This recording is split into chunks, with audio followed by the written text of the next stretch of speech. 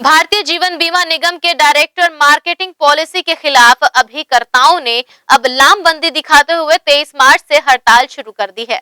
भारतीय जीवन बीमा निगम कंपनी ने अब अपने बीमा संबंधी उत्पादों को सीधे ग्राहकों को बेचने की प्रक्रिया प्रारंभ की है, जिससे कंपनी और ग्राहकों के बीच सामंजस्य बनाने वाले अभिकर्ताओं की उपयोगिता समाप्त होने लगी है। इससे नाराज अभिकर्ताओं ने 23 मार्च से हड़ताल प्रारंभ कर दी है और उनका कहना है कि भारतीय जीवन बीमा निगम कंपनी के द्वारा प्रारंभ की गई यह योजना अभिकर्ताओं के पेट पर लात मारने बराबर है और इस योजना से उन उपभोक्ताओं को भी परेशानियों का सामना करना पड़ेगा जो समय के अभाव में कंपनी के अभिकर्ताओं के जरिए अपना जीवन बीमा करवाते थे और उसके प्रीमियम राशि का भुगतान भी इन्हीं अभिकर्ताओं के द्वारा किया करते थे एवं इन पॉलिसीज के मैच्योर होने पर भी अभिकर्ताओं के माध्यम से ही भुगतान भी लिया करते थे।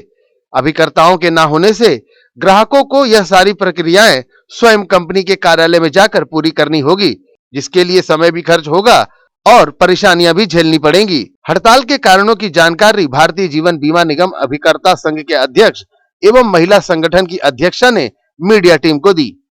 सरकार चाह रही है और LIC भी ऐसा कर रही है कि डायरेक्ट मार्केटिंग करके ग्राहकों का और हम अभिकर्ताओं का हक छीन रही है। आज LIC में जो इतनी विश्वसनीयता है उसका पूरा दारोमदार हम अभिकर्ताओं के ऊपर है, क्योंकि हम पर्सनली जाकर लोगों से मिलते हैं और हमारे विश्वास पे काम आगे चलता है। बट आज के समय में जब सब कुछ डिजिटलाइजेशन हो रहा है, ऐसी हालत में सभी चाह रहे हैं कि बीच से हमको हटा दिया जाए और हटाने के बाद में हमारा एक तरह से शोषण किया जा रहा है और इससे हम लोगों का भविष्य तो संकट है ही, लेकिन जो हमारे ग्राहक लोग भी जुड़े हैं LIC से, क्या उनको वो सेवाएं मिल सकेगी हमारे जाने के बाद?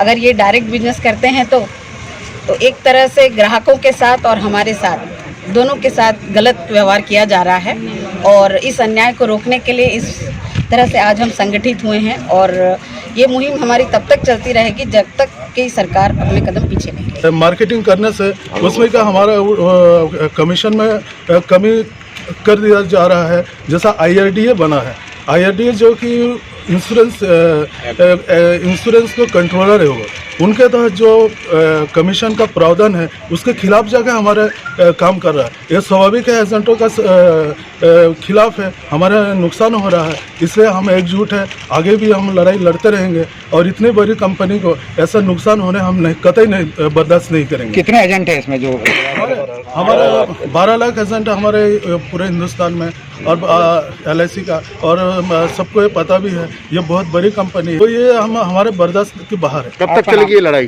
कब तक चलेगी ये लड़ाई? ये लड़ाई तो आगे और चलेगा, जैसा अभी तो अंगड़ाई है, आगे और लड़ाई है। इसके पूर्व सहारा कंपनी के एजेंटों को हो रही परेशानियों को देखते हुए एजेंटों ने भी अपनी लामबंदी दिखाई है और अब भारतीय जीवन बीमा निगम के अभिकर्ताओं के द्वारा एकजुटता का परिचय देते हुए हड़ताल शुरू कर दी गई है और कंपनी सहित जमाकर्ताओं को यह बताने का प्रयास किया जा रहा है कि अभिकर्ताओं के ना होने से दोनों का ही नुकसान संभव है। ग्रैंड एशिया न्यूज के लिए भिलाई से संतोष शर्मा की रिपोर्ट।